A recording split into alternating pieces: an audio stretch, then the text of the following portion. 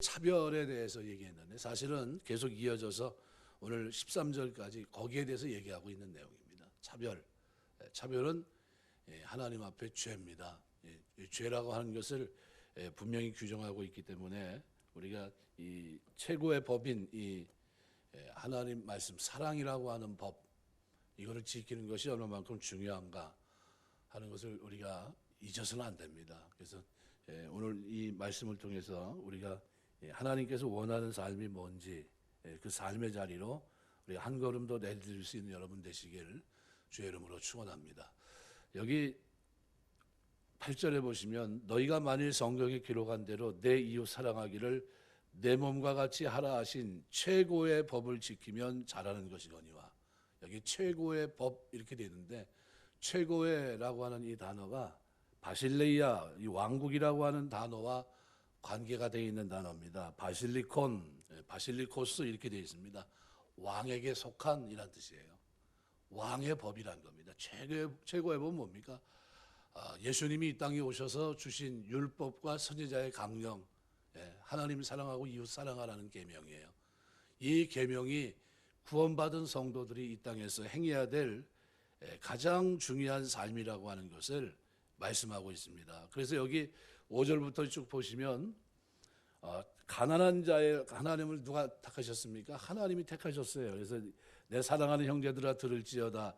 하나님이 세상에서 가난한 자를 택하사 믿음에 부유하시고 자기를 사랑하는 자들에게 약속하신 나라를 상속으로 받지 않게 아니하셨느냐. 너희는 도리어 가난한 자를 업심 여기는도다. 부자는 너희를 억압하며 법정으로 끌고 가지 아니하느냐. 그들은 너희에게 대하여 일컫는 바 그 아름다운 이름을 비방하지 아니하느냐. 그래서 이 가난한 자는 뭡니까? 구약에서 말하면은 가난한 자들, 고아, 과부, 객 이런 사람들입니다. 이런 사람들은 어떻게 해요? 도와주게 돼 있습니다. 그런데 이 오늘 본문에도 이 가난한 자에 대해서 믿음에 부유하게 하셨다. 누가요? 선택하신 분이 누굽니까? 하나님. 그죠? 선택하신 분이 하나님이에요. 하나님이 그를 위해 십자가 지셨고 그를 위해 대신 죽으셨어요. 피로 값주고 사셨습니다. 믿음에 부유하게 하셨어요. 믿음을 선물로 주셨고 은혜로 구원받게 하셨어요. 자, 그러면 그 사람을 우리가 미워하면 됩니까? 안 됩니까? 미워하면 안 되겠죠. 그 사람을 판단하면 되겠습니까? 안 되겠습니까? 판단하면 안 되겠죠. 왜요? 하나님이 받으셨어요. 하나님 받으셨어요. 하나님이 자기 백성으로 삼으신 겁니다. 그래서 여기 이 최고의 법을 지키면 잘하는 것이거니와. 그죠? 왕의 법의 왕. 이 땅에 오신 만왕의 왕, 만주의 주가 되신 그리스도께서 우리에게 주신 법이에요. 무슨 법입니까? 차별 대우하지 말라는 거예요. 사랑의 법을 주셨습니다. 이웃 사랑. 이웃 사랑은 그래서 뭡니까? 나중에 하나님 앞에 심판을 받는 데 있어서 결정적인 역할을 합니다. 그래서 13절에 보면 긍휼을 행하지 아니하는 자에게는 긍휼 없는 심판이 있으리라. 엘레오스라는 이 긍휼이란 말은 마태복음 12장 7절 같은 데서는 자비라는 단어로 바뀝니다. 자비가 뭡니까?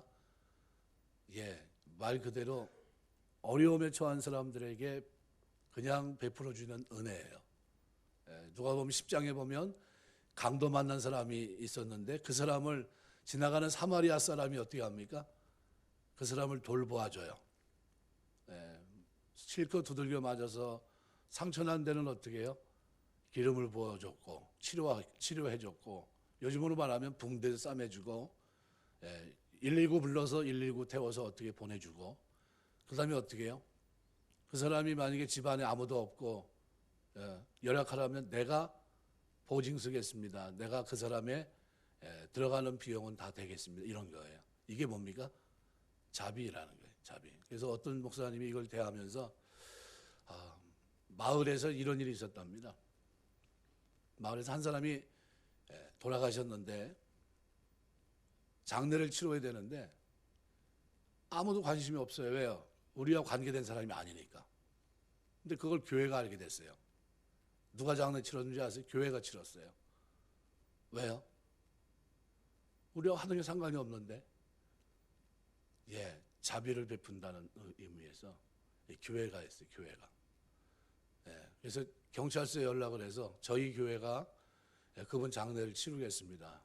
그래서 그분 장례 치르는데 들어간 소요된 비용도 다 지불하고 이렇게 장례를 치러줬어요. 그리고 이제 마무리 짓는 겁니다. 왜요? 하나님의 계명을 지키는 거기 때문에. 계명. 그러니까 누군가 자비를 베풀어야 될, 긍휼을 베풀어야 될 그때 우리가 어떻게 해야 됩니까? 그렇게 살아야 된다는 걸 얘기하고 있습니다. 그래서 여기는 오늘 이 이웃을 내 몸같이 사랑하라, 이 대목에서 우리가 구체적으로 그러면 이 말이 의미하는 것이 도대체 뭐냐는 겁니다. 내 몸같이라고 하는 것은 우리 몸이 아주 중요하다는 의미를 자동적으로 내포합니다. 우리의 생각, 몸, 생활이 중요하듯이 우리 이웃, 자비를 받아야 되는 우리 이웃, 여기서는 가난한 이웃을 말합니다. 이 가난한 이웃의 몸, 행동도 중요하다는 뜻입니다. 그러므로 몸이라고 하는 것은 그 사람의 삶이나 행복 전체를 의미하는 것으로 봐야 됩니다. 그래서 여기서 이웃을 내 몸처럼 사랑하라고 하는 것은 이웃의 삶이나 행복을 내 자신의 삶이나 행복으로 소중하게 생각하는 정신으로 보는 것이 맞습니다. 그래서 사람은 누구나 다 같이 좀 더 나은 삶, 행복한 삶을 추구합니다. 기회는 제한되어 있습니다. 나도 행복하고 다른 사람도 행복하려면 이것을 적절하게 나눠 가져야 됩니다. 그런데 서로 먼저 가지려고 하다 보니까 어떻게 해요? 먼저 가지려고 하고 많이 가지려고 하다 보니까 이 길이 묘납니다. 보이지가 않아요. 이웃을 내 몸처럼 사랑하라는 계명은 항상 어떤 일을 할 때 다른 사람의 입장에서 한번 생각해 보고 그 사람의 삶이나 행복을 다치지 않도록 하는 범위 내에서 행동하라, 이런 뜻입니다. 그래서 이것은 전혀 하나님을 모르는 사람의 생각, 그 생각으로는 그렇게 살아갈 수가 없습니다. 이웃을 내 몸처럼 사랑하라고 하는 것은 이웃의 행복을 항상 내 삶의 목적으로 삼고 그것을 이루는 것은 내 삶의 최우선 가조로 생각하고 행동하며 살라, 이런 의미입니다. 우리 영국의 로이드 존스 목사님이 시골 웨일즈를 떠나서 런던으로 가기로 결정이 됩니다. 그랬더니 기자가 그 교회 교인에게 물어봐요. 목사님이 시골 웨일즈를 떠나서 이제 런던 도시로 가는 것에 대해서 어떻게 생각하십니까? 이렇게 질문했어요. 그랬더니 그 성도가 대답하기를, 저는 그 이유를 잘 알지 못하지만 적어도 목사님이 자신의 행복을 위해서는 추호도 그런 결정은 내리지 않았다고 믿습니다. 이렇게 얘기했어요.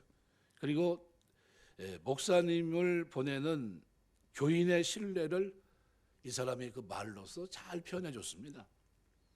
그가 자신의 행복을 위해서는 그런 결정을 내리지 않았을 것입니다. 그러면 로이드 존스 목사님이 시골 웨일즈에서 목회하면서 성도들에게 비춰진 그 모습이 어떤 모습입니까? 사랑하는 모습이었습니다. 사랑하는 거. 다른 사람을 사랑하며 살아갔던 삶입니다. 배려하고 자비를 베풀며 살아갔던 거예요. 그래서 그분이 그런 결정을 했다면 그 결정은 올바른 결정이었을 것이고 자기의 유익을 위한 결정은 결코 아니었을 거다, 이렇게 얘기해 줬습니다. 그가 결정을 내릴 때에는 반드시 다른 사람의 행복을 위해서 그런 결정을 내렸을 것이라는 신뢰가 그들에게 있었던 겁니다. 이웃을 내 몸처럼 사랑하라고 하는 계명은 당시 일반적으로 옆에 있는 사람에게 관심을 가져주고 어려울 때 좀 도와줘라, 이런 걸 얘기하는 게 아닙니다. 내 삶의 전체적인 목적, 삶의 방향에 대한 질문의 계명이에요. 내가 현재 살아가는 내 삶의 방향이나 목적이 어떻게 되어 있느냐, 이런 겁니다. 그래서 어떤 결정을 내릴 때 나의 유익을 위해서 그렇게 한 것이냐, 아니면 고통당하고 답답해하는 다른 사람의 유익을 위해서 그런 결정을 내린 것이냐 하는 거죠. 우리 한국 사람과 이 미국 사람들의 차이점 가운데 한 가지는 우리는 외부를 잘 치장하지 않아요. 그죠? 이렇게 돈을 주고 잔디가 있으면 잔디를 깎고, 외국 사람들은 그렇게 합니다. 단장도 하고. 누구 때문에 합니까? 자기 때문에 해요? 아니면 그 집을 보는 사람을 위해서? 자기 집을 지나가면서 보는 사람을 위해서 자기가 최선을 다해서 어떻게 해요? 배려하는 차원에서 단장을 합니다. 깔끔하게. 그게 자세예요. 근데 우리는 어때요? 겉보다는 속에 관심이 많아요. 겉에는 뭐 대충 해도 누가 보든지 말든지. 그 안에는 어때요? 내가 보기 좋은 대로 이렇게 만들어 놓습니다. 나 중심이에요. 근데 그 사람들은 다른 사람들 중심입니다. 다른 사람들 중심. 그래서 천국과 지옥을 어떤 목사님 부흥 강사가 와서 설교를 하면서 그러더라고요. 천국은 서로 먹여주는 데가 천국이고 지옥은 서로 자기 입으로 가져가는 데가 지옥이다, 이렇게까지 얘기하더라고요. 자기 중심이냐 아니면 다른 사람 중심이냐 하는 거예요. 삶의 방향입니다. 내가 어떤 결정을 내릴 때, 그래서 내가 무엇 때문에 결정을 내렸느냐 하는 것이 대단히 중요합니다. 이웃을 내 몸처럼 사랑하라고 하는 계명은 오직 믿음으로 구원받은 사람에게만 가능한 계명입니다. 왜냐하면 그는 이미 하나님의 불쌍히 여기심을 받은 사람이기 때문입니다. 우리는 모두 하나님 앞에서 용서받은 사람입니다. 우리의 삶은 죽어야 할 사람이 지금 살고 있는 남은 여생을 살고 있는 거예요. 우리가 예수를 믿었다는 것이 바로 그겁니다. 하나님께서는 우리의 이 여생이 가장 살아가는 동안 가장 중요한 왕의 법을 주셨어요. 최고의 법. 그게 뭡니까? 내 몸과 같이, 내 이웃을 내 몸과 같이 사랑하라고 하는 계명을 주신 거예요. 이건 법인데 이 법은 다 지켜야 되는 겁니다. 그래서 오늘 마태복음에 보면 산상설교에 뭐에 대해서 얘기합니까? 오늘 본문에도 간음하지 말라 10계명에 6계명, 7계명을 얘기하고 있어요. 그죠? 간음하지 말라, 또 살인하지 말라. 살인이 뭡니까? 전에는 사람을 죽이는 게 살인입니다. 그런데 신약에서 예수님 뭐라고 얘기했습니까? 형제에서 노하는 사람은 살인하는 자다 그랬어요. 간음은 뭡니까? 실제 간음하는 게 간음이에요. 그런데 신약에서 예수님 거기에 대해 뭐라고 얘기합니까? 음욕을 품은 자마다 간음한 자니라. 그럼 이거 무슨 얘기입니까? 이게 6계명, 7계명. 심적으로 이미 어떻게 해요? 마음으로 짓는 죄도 하나님께서 어떻게 해요? 보시겠다는 거죠. 그러니까 이것을 얘기하면서 하고 싶은 얘기가 뭡니까? 여기 오늘 야고보가 6계명, 7계명을 거론하면서 오늘 이 최고의 법, 이 가난한 자에 대한 차별을 얘기하는 거예요. 차별을. 심적으로 어떻게 해요? 마음으로도 어떻게 죄짓지 말라는 거예요. 그들은 누구예요? 나의 형제라는 겁니다. 나의 형제. 그들은 누굽니까? 나의 자녀라는 거예요. 그분은 누굽니까? 하나님이 선택한 사람이라는 게, 하나님이 선택한 사람. 그 사람은 누굽니까? 최고의 법으로 사랑해 줘야 될 사람이라는 거예요. 그거를 오늘 본문에서 강조하고 있는 거예요. 그러니까 우리는 누굽니까? 예수 믿는 사람들은 최고의 법을 가진 사람들, 최고의 법. 세상의 윤리, 도덕, 어떤 이 법의 틀에 있는 사람이 아니에요. 눈에 걸리고 보인 것만 가지고 어떻게 해요? 죄가 되고 죄가 안 되고 하는 이런 것이 아니라 뭐까지 감찰하신 하나님이요? 마음의 생각까지, 마음의 중심까지 감찰하신 하나님이 오늘 우리에게 뭐예요? 차별하지 말라는 거예요. 차별하지 말라는 거예요. 차별이 뭐예요? 차별이 뭐와 똑같다는 거예요? 지금 간음하는 것, 그죠? 음욕으로 품은 것과 똑같고 형제를 향해 분노하는 것과 똑같다는 거예요. 그렇게 차별을 하게 되면 그것은 최고의 법이라고 얘기하면서 이 법이 어떻게 해요? 왕의 법이라고 하는 한 틀 속에 다 갇혀 있다는 거예요. 법령으로 이것이 딱 10계명으로 우리에게 줬어요. 새 법을. 이 법 가운데 하나만 어겨도 다 어긴 거예요. 다 어긴 거예요. 그래서 여기 10절 말씀에 그렇게 기록합니다. 누구든지 온 율법을 지키다가 그 하나를 범하면, 이렇게 범하면. 범한다는 말이 뭡니까? 포타이오라는 말인데 죄를 짓는다는 뜻이에요. 능동태로 기록되어 있습니다. 고의로 하나님의 계명을 지키지 않는 걸 말해요. offend 이렇게 되어 있어요. 그의 계명 전체를 범하는 것을 말합니다. 하나만 어기면 그렇게 된다는 거예요. 근데 이 지금 뭘 얘기하고 있는 겁니까? 차별을 얘기하는 거예요. 차별. 형제가 왔는데 형제를 어떻게 해요? 심중에라도 차별하지 말라는 거예요. 그리스도의 사랑으로. 그는 누구예요? 하나님이 선택한 백성이라는 거예요. 선택한 백성. 그래서 5절부터 형제들아 들을지어다. 하나님이 세상에서 가난한 자를 택하사 믿음에 부유하시고 자기를 사랑하는 자들에게 약속하신 나라를 상속으로 받게 하지 아니하셨느냐. 그런데 어떻게 했어요? 이 사람들은 너희는 도리어 가난한 자를 업심여겼도다 판단했다는 겁니다. 부자는 너희를 억압하며 법정으로 끌고 가지 아니하느냐. 그들은 너희에게 대하여 일컫는 바 그 아름다운 이름을 비방하지 않느냐. 너희가 만일 성경에 기록된 대로 내 이웃 사랑하기를 내 몸과 같이 하라 하신 최고의 법을 지키면 잘하는 것이거니와. 이 최고의 법이 뭐라고 그랬습니까? 예, 왕의 법. 예, 왕의 법이. 그래서 만일 너희가 사람을 차별하여 대하면 죄를 짓는 것이니 율법이 너희를 뭐래요? 범법자로 정죄하리라. 누구든지 온 율법을 지키다가 그 하나를 범하면 모두 범한 자가 된다. 모두 범한 자가 되는 게 능동태로 고의로 하나님의 계명을 하나 어기면 그죠? 그렇게 된다는 게. 그러면서 예를 든 것이 뭡니까? 간음하지 말라 하시니가 또한 살인하지 말라 하셨은즉 내가 비록 간음하지 아니하여도 살인하면 율법을 범한 자가 되느니라. 근데 신약의 개념은 뭐예요? 그렇게 마음으로 그죠? 별거 아닌데 욕설로 그죠? 분노를 일으켜도 그것이 뭡니까? 살인죄고 그것이 간음죄예요. 이거 판단은 뭐예요? 판단은 하나님이 선택한 그 백성들 향해서 하면 안 되는 거고 이것은 최고의 법을 저버리는 행위라는 거예요. 저버리는 행위. 이것은 하나님 앞에 큰 죄라는 겁니다. 그래서 너희가 자유의 율법대로 심판받을 자처럼 말도 하고 행하기로 하라. 이건 뭐예요? 자기 멋대로 살라는 겁니까? 아니에요. 심판받는 그 하나님 앞에 언젠가 서야 될 것을 생각하면서 종말론적인 심판을 의식하면서 이 땅에서 어떻게 살라는 겁니까? 심판받을 자처럼 말도 하고 행하기로 하라. 그럼 무슨 계명을 지키라는 거예요? 이웃 사랑하기를 내 몸같이 사랑하라는 계명. 그러면 삶의 질서가 어디예요? 나 중심입니까? 아니면 이타적입니까? 이타적이에요. 이타적이고 이 이타적인 것은 그냥 이타적인 겁니까? 하나님의 명령 속에서의 이타적인 삶이에요. 이것은 그래서 세상 사람들이 말하는 윤리 도덕이 아니에요. 하나님의 법 속에서의 삶이에요. 하나님의 법 속의 삶. 그거를 야고보가 강조하고 있습니다. 아브라함이 창세기 15장 6절 보시면은 아브라함 하나님을 믿으니 그것을 의로 여기셨다. 그러면 의로웠습니까? 아브라함이? 하나님을 믿었는데 의롭게 살아갔습니까? 엉망진창이에요. 그런데 창세기 22장 가서는 누굴 드립니까? 독자 이삭을 드립니다. 그때까지 하나님 뭐 하셨어요? 아브라함의 믿음이 믿음의 사람이 될 수 있도록 만드셨어요. 그래서 아브라함이 독자 이삭을 들 때 내가 이제야 나를 믿는구나 하면서 확인합니다. 그것을 하나님께서 축복하시는 장면이 나와요.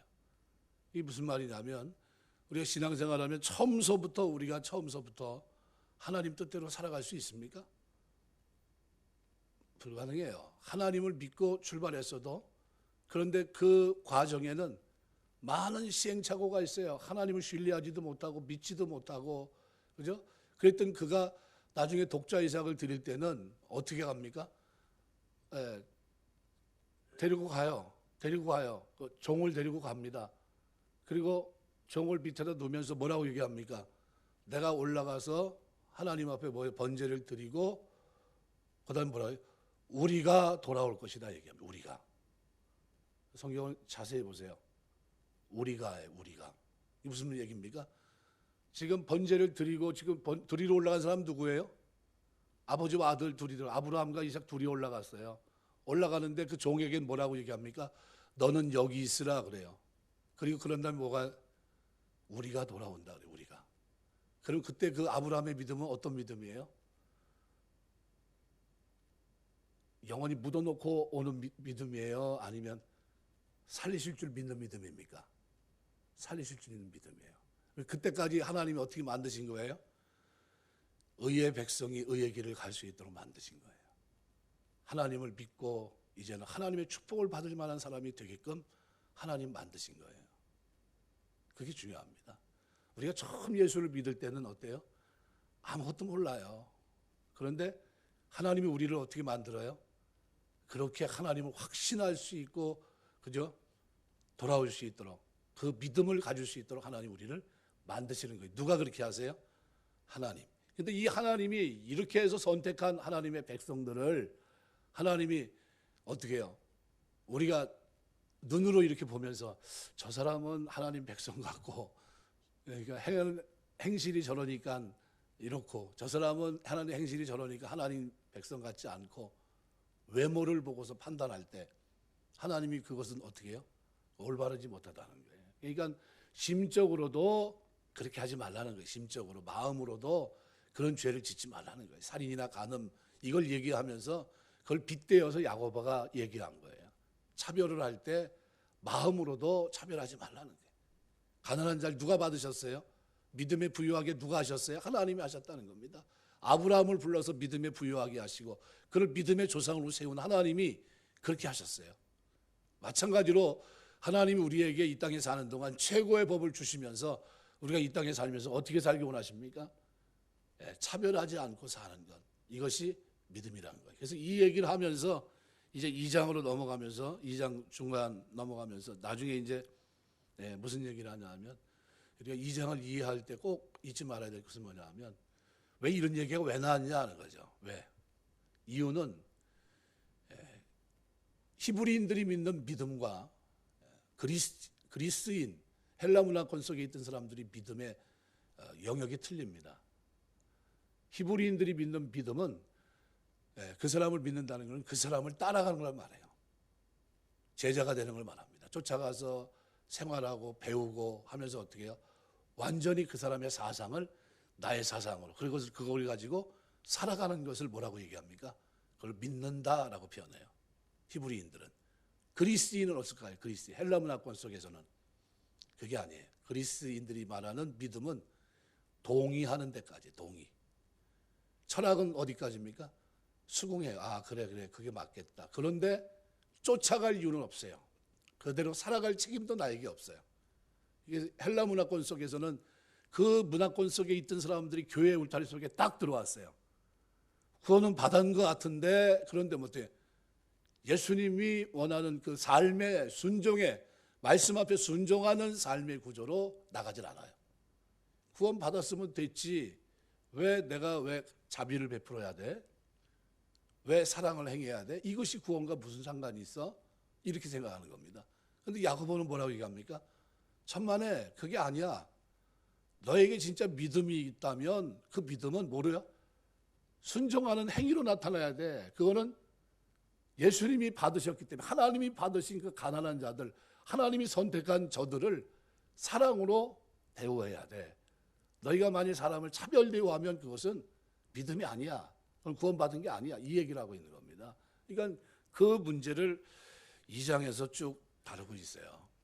그래서 이제 다음 시간에도 우리가 이 문제를 가지고 쭉 얘기하겠지만, 그래서 사람을 차별하는 것은 단순히 사람을 멸시하는 것이 아니라 그를 선택하신 하나님을 멸시하는 행위가 되는 겁니다. 또 사람을 긍휼히 여겨 차별하지 않으므로 이웃을 더 자신처럼 살아가려고 하는 왕의 명령은 반드시 지켜져야 되는 겁니다. 이 긍휼이 장차 심판을 경험하지 않게 될 것이다. 이것이 많은 주석가들의 동일한 견해예요. 말씀을 맺겠습니다. 명절이 돼가지고 많이 가니까 썰렁한 예. 그래도 이제 우리가 몇 명이 됐든 우리 하나님 앞에 예배하면서 다른 건 잊지 마시고 차별이 죄다. 마음으로도 우리는 차별하지 말아야 된다. 제가 이 차별에 대해서 생각하면서 제일 많이 회개했던 게 뭐냐면 장애인들에 대한 거예요. 장애인들에 대한 차별. 거기에 대해서 제일 많이 회개한 것 같아요. 왜? 아무것도 아닌데, 그죠? 똑같은데, 다만 어디가 상처가 나고, 얼마든지 우리가 장애를 입을 수 있는데, 그 사람들에 대해서 어떻게 심적으로 잘못된 태도를 취하고, 저 사람은 안 된다라는 의식을 갖게 하고, 절망하게 하고, 이건 다 뭡니까? 잘못 살아간 겁니다. 그래서, 내가 주님을 일찍 알았으면, 그렇게 살지 않았을 텐데, 그래서 은혜 받고 나니까 그 다음에는 어떻게 해요? 막 이게 병원에 이렇게 가더라도 휠체어 이렇게 있는 사람들 이렇게 뒤에서 밀어줄 사람이 없을 때는 힘이 붙인다 싶으면 뒤에서 밀어주기도 하고 이럽니다. 길 가다가도 장애인들 이렇게 갈 때 좀 보게 되면 이렇게 도와줄 수 있고 그런 마음이 있어요. 그 전에는 피해갑니다. 전에 어떤 목사님이 그 얘기하잖아요. 자기가 장애인 교회에서 섬겼는데 진짜 힘들었던 거는 그 소경인 사람들을 이제 어디까지 데려다 줘야 되는데, 그런데 바깥에 서 있으면 택시 하는 사람이 지나가다가 쓴대요. 자기를 보고 쓴대요. 그리고 장님인데 어디까지 태워줬으면 좋겠습니다 얘기를 하면 그냥 가버린대요. 네. 왜 그러냐, 이제 왜 이렇게 차별되고 하냐 그랬더니 재수 없다고 그러면서 간대요. 재수 없다고. 네. 그런 얘기를 뭐 한두 번 들은 게 아니기 때문에 자기는 너무 이 사회에 대해서 걱정스럽다, 우려스럽다 얘기합니다. 우리나라의 4분의 1이 크리스찬이라고 하는데 의식이 많이 깨져야 됩니다. 아직도 멀었어요. 예, 이 사랑하는 이 개념을 단순히 헬라인 사람처럼 그냥 막연하게 그냥 생각하는 경우가 참 많은데, 근데 오늘 본문에서 야고보는 이것은 하나님 앞에 심판의 자리에 서서 다뤄져야 될 문제라는 거예요. 이거는 무슨 법입니까? 왕의 법, 왕의 법이에요. 최고의 법을 우리에게 주신 거예요. 그래서 이 법은 지켜야 됩니까? 안 지켜야 됩니까? 나에게 권한이 없어요. 이거는 반드시 지켜야 될 법이고, 이 법을 지키는 것을 자비라는 단어를 통해서 강조합니다. 자비, 긍휼이라는 단어에 엘레오스라는 단어를 통해서 표현해주고 있는 겁니다. 그래서 우리가 이 자비를 행하느냐, 이거 행하지 않느냐 하는 것은 차별로서 행하면 안 됩니다. 만일 어떤 일이 있는데 거기에서 내가 그 사람과 관계가 돼 있는 사람이면 어떻게 해요? 도와주겠죠. 근데 사마리아 사람은 지나가면서 자기하고 관계된 사람이라 도와준 겁니까? 아니면 전혀 관계없는데 도와준 겁니까? 전혀 관계없는 사람이에요.